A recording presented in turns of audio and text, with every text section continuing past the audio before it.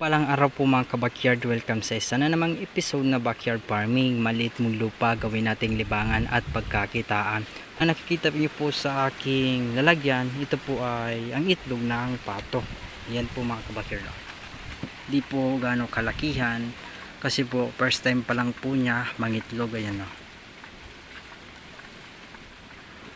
Tingnan natin dito sa paitlogan. Ayan po.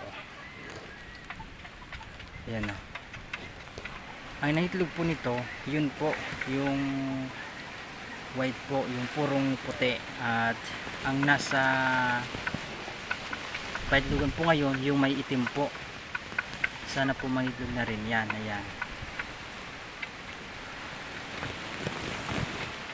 Ito po ang plan natin na parami na din po tayo nitong pato. Yung Muscovy duck mga ka-backyard. Ayan. Ilagay ko lamang po dito sa tabi para di tukay ng manok. Ayan po. Ayan.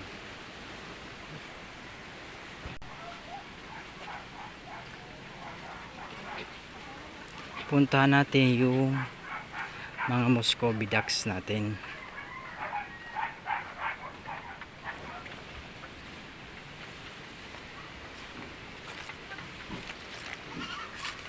Ayan po. Kahit ano po ibigay ko, wala po silang pili. Ayan o. Oh, kita nyo po yan. Ganito po ang kinaganda sa alagaan nating manok na di natin sinasanay sa pure feeds o sa commercial feeds. Ayan o.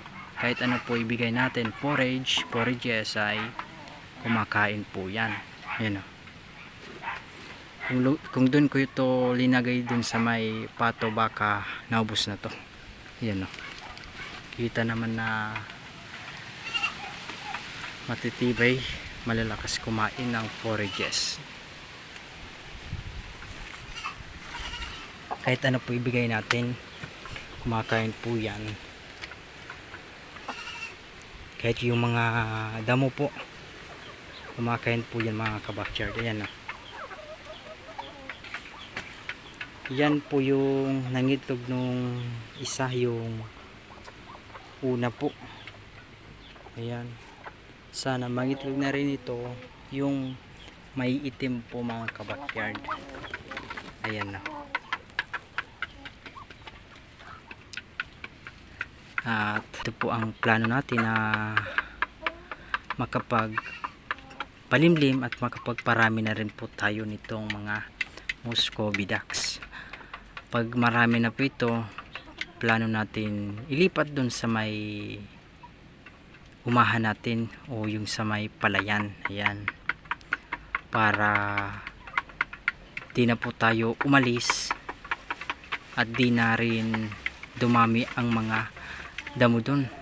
Para sila na po ang bahala doon na kainin at di na rin po tayo mapagod sa pagalis po ng mga damo dun. Kasi po nung mga nakaraang video natin, yung sa shorts po, napaka taas po ng mga damo dun sa baba. Ayan. Ito po ang update sa ating pato. Pinakita ko po sa inyo na nangitlog na po at sana ay patuloy pa rin itong mangitlog at madami po ang kanyang limliman. Ayan o.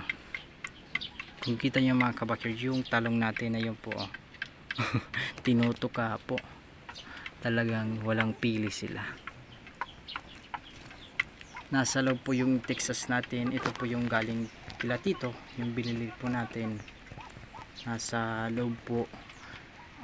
Di po tinatantanan ng mga alaga natin ditong kabir at saka yung Rhode Island at yung Decal Brown po. Ito po oh. Ayan. Di po tinatantanan. Ikaw ba naman pagtulungan ng tatlo? Ayun ang ka-backyard dyan.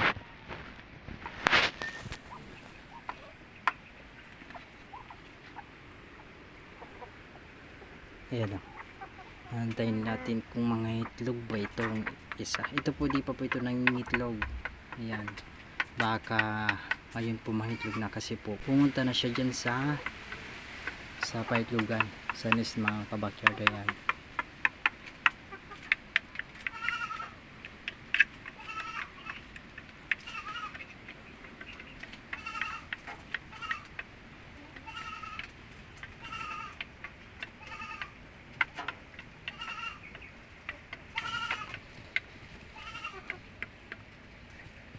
Hello.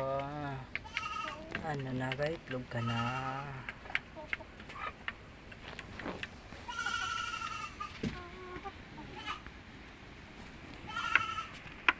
At kung sino man po sa kanilang dalawa ang maglimlim, alisin natin itong barako para po di po sila sampahan. Kaya pag may naglimlim din sa kanilang dalawa,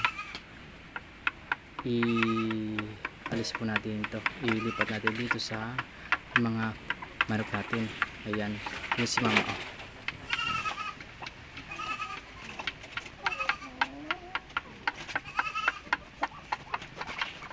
Ayan po. Ayan.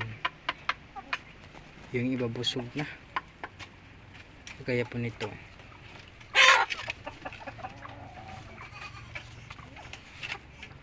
Ayan.